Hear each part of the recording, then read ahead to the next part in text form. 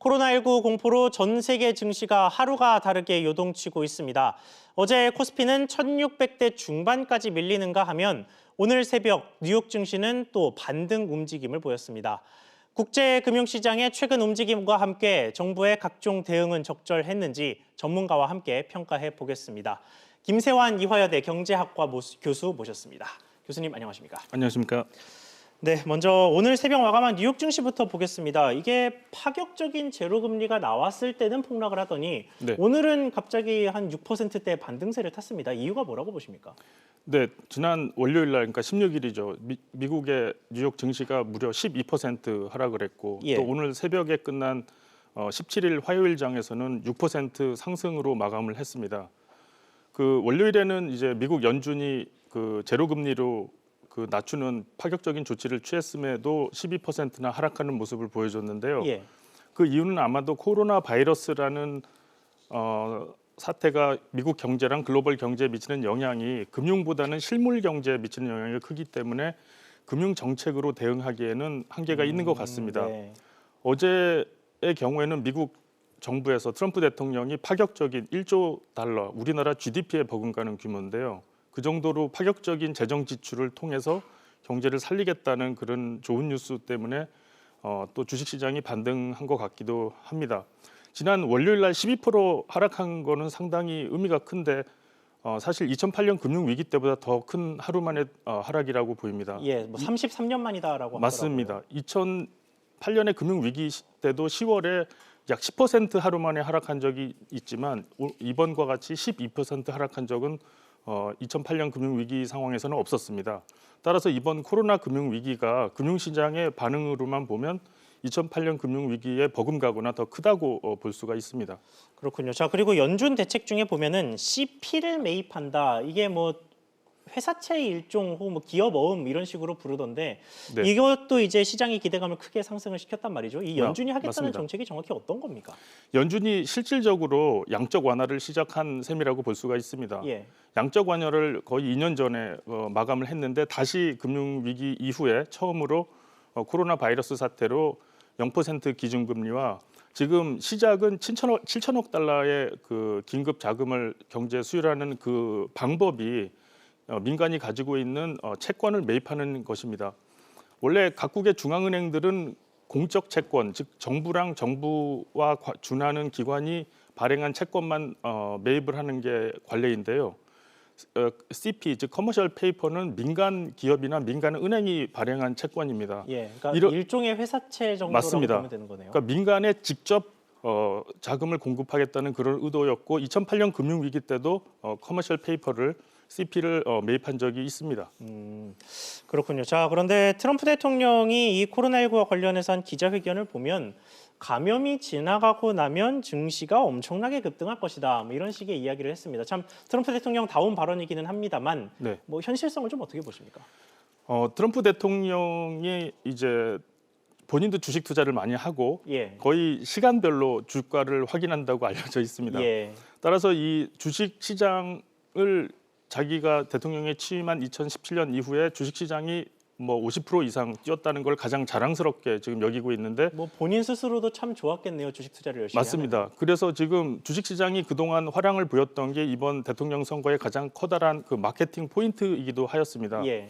하지만 코로나 바이러스 사태라는 예측 못하던 실물 경제 영향으로 상당히 미국 경제가 위축될 수밖에 없고 따라서 미국 주가가 어느 정도까지 내려갈지 지금 가늠하기가 어려운 상황인 것이 확실해 보입니다. 그렇군요. 자, 국내로 좀 넘어가 보겠습니다. 코스피가 어제도 2% 넘게 빠지면서 이제 1600대 선으로 내려왔습니다. 상당히 네. 오랜만에 1600이라는 숫자를 보는 느낌인데 네. 앞으로 좀 어떨 거라고 보십니까?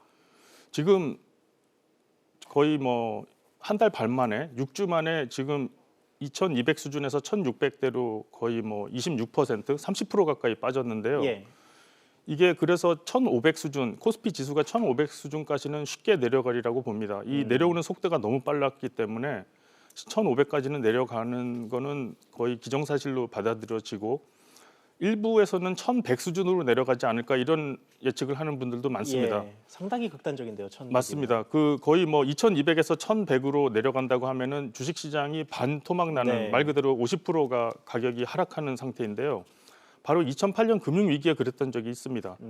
따라서 2008년 금융 위기의 그 경제적인 충격과 금융 위기의 충격이 이번에 코로나 바이러스 사태로 재현된다면 1,100선 50%가 빠질 가능성이 없는 것도 아닙니다. 하지만 지금 현재로서는 상당히 과격한 예측이라고 보여집니다.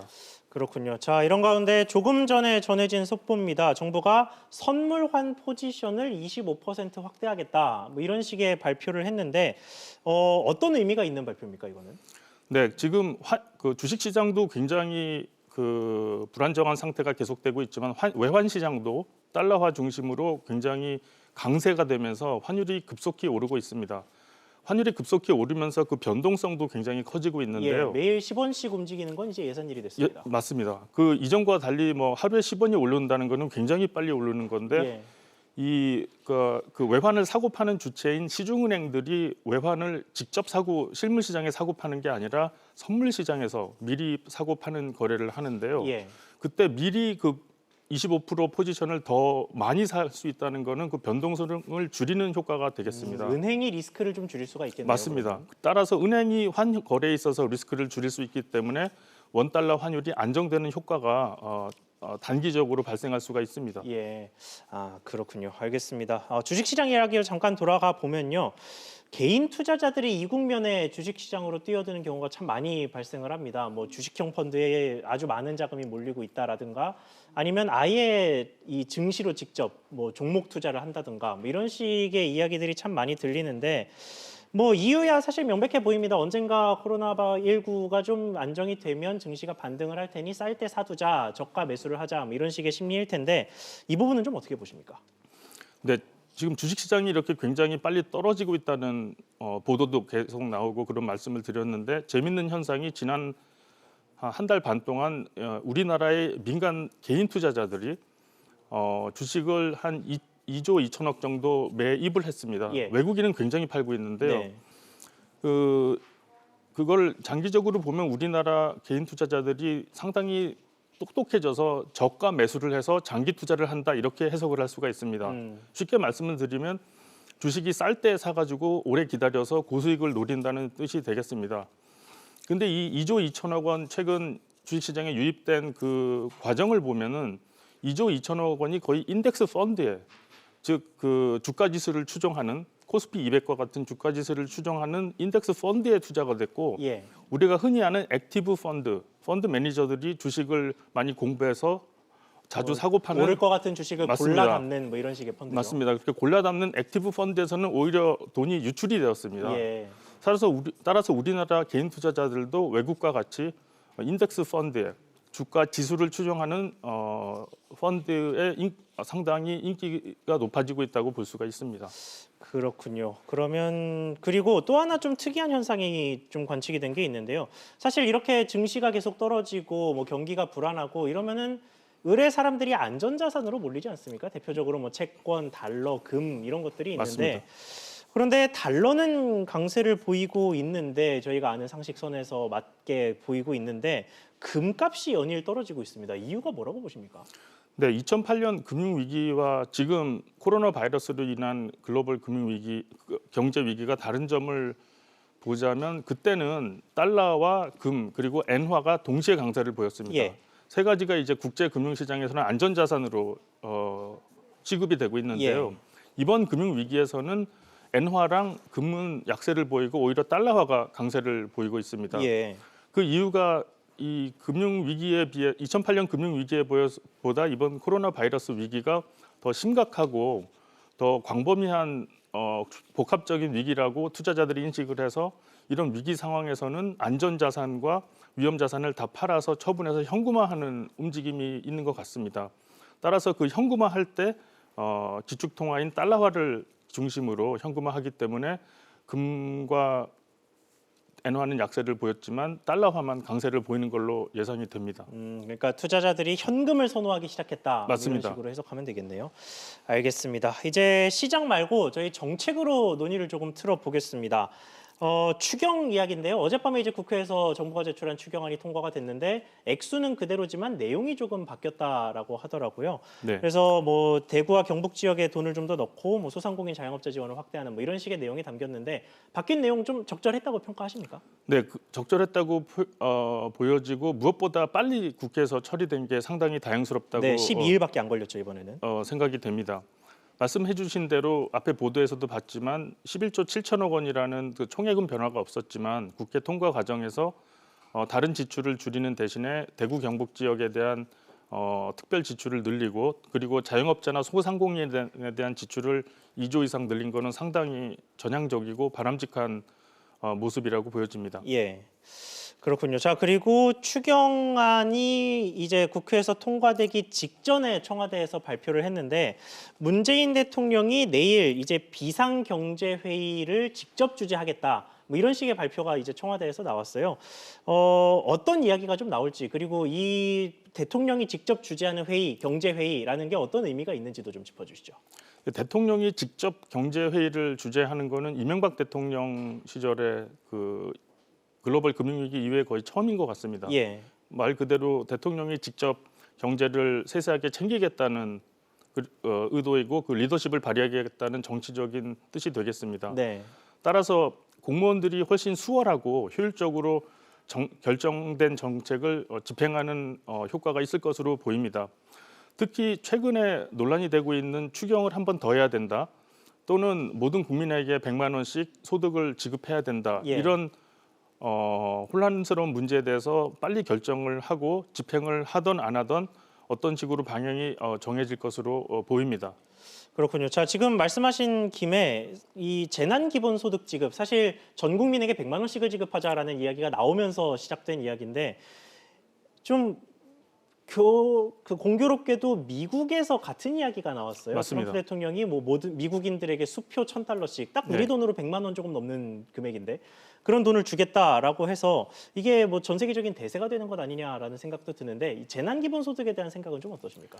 재난 기본소득에 대해서 물론 경기를 살리는 데 도움은 줄 수가 있다고 생각을 합니다. 예. 근데 제 생각에는 의외로 기본 재난 소득에 대한 국민적인 반감이 있다고 보입니다. 그 이전에 스위스나 스웨덴의 경우 5년 전에 그 국민 기본 소득을 제한하고 그걸 국민 투표를 붙였는데 부결된 바 있습니다. 예. 근데 이번 미국이 트럼프 대통령 경제 위기를 지금 겪고 있으면서 트럼프 대통령이 정말로 파격적인 1조 달러 규모의 재정 지출을 결정하면서 그 일부로서 1인당 1,000달러씩 주는 파격적인 그 재정 확대 정책을 추구하고 있는데요. 일단 미국 상하원에서 받아들여질 가능성이 높지가 않습니다. 예. 미국이 재정 적자가 GDP 대비 160%로 전 세계에서 가장 높은 수준이고 미국이 다른 방법으로 국민들한테 재정 감세나 이런 방법을 통해서 재정 지출을 할 방법은 많습니다. 아마도 트럼프 대통령이 올해 말에 있을 대통령 선거에 있어서의 그 분위기를 위해서 정치적인 목적으로 그러는 뜻이 있다고 생각을 합니다. 그러면 한미가 같은 현상에 같은 반응을 보이는 거네요. 똑같이 뭐 기본소득류의 정책을 제안을 하고 똑같이 한쪽에서 이게 선거용이다. 우리나라는 총선, 미국은 대선이라는 게 좀 다르긴 합니다만 뭐 그런 식의 비판이 좀 나오는 모습인데 맞습니다. 그게 제가 사실 그거에 대해서 경험한 바가 있는데 예. 미국 캘리포니아에서 제가 교편을 잡을 적에 그 당시 2004년에 아놀드 스왈츠제네거가 주지사가 되면서 모든 주 공무원한테 500달러씩 준 적이 있습니다. 예. 지금 물가로 거의 1,000불 될 텐데요. 예. 그때 경기가 살아나는 효과가 있었지만 7년 후에 아놀드 스왈츠제네거 주지사가 떠날 때는 캘리포니아 주 정부가 파산을 해버렸습니다. 아, 네. 상당히 이게 장기적으로 보면 위험할 수 있는 정책이기도 하지만 당장 1, 2년 안에 경제를 활성화시키는 효과는 있기 때문에 그 장기적인 효과랑 단기적인 효과의 득실을 잘 따져서 결정을 해야 되는 중요한 문제라고 생각합니다. 그렇군요. 알겠습니다. 이 코로나19와 관련해서 사실 뭐 국내는 좀 상황이 안정되고 있기는 합니다만 경제적인 시각에서 놓고 보면은 어쨌든 글로벌 경제가 다 연동이 되어 있기 때문에 뭐 타국의 불안이 곧 우리의 경제 불안일 수밖에 없는 이런 상황인데 이번 난국을 돌파하기 위해서 우리 정부가 뭐 지금도 많은 대책을 쏟아내고 있기는 합니다만 추가로 내놓을 수 있는 대책이 하나만 더 있다면 어떤 게 있을지 제언 좀 부탁드리겠습니다. 그러니까 제 생각에는 보통 우리가 많이 아프면은 평소 때 조금 아팠던 것도 같이 아프게 되는 그런 현상이 있는데 예. 우리가 이런 코로나 바이러스로 인한 문제에 닥치면서 평소에 가장 약했던 부분이 위험을 더 악화시킬 수가 예, 있습니다. 흔히 약한 고리라고 표현하는 맞습니다. 것들이죠. 그 부분이 가계 대출이 1,500조에 이르는 부분과 중소기업 대출인데요. 이분들이 영업이 잘 안 돼서 은행에 대출을 갚지 못하거나 하면은 은행권이 망가질 수가 있습니다. 예. 은행권과 금융권이 망가진다면 우리도 일본과 같이 장기 불황으로 갈 수 있기 때문에 이 경제적 약자이신 이런 분들한테 재정 지원과 금융 지원을 집중해서 이분들이 그 금융적인 문제를 일으키지 않도록 대출에 대한 금융적인 문제를 일으키지 않도록 정부의 행정력을 집중해야 될 것 같다고 생각합니다. 네, 알겠습니다. 오늘 말씀 여기까지만 듣겠습니다. 김세환 이화여대 경제학과 교수와 이야기 나눠봤습니다. 교수님 오늘 말씀 감사합니다. 감사합니다.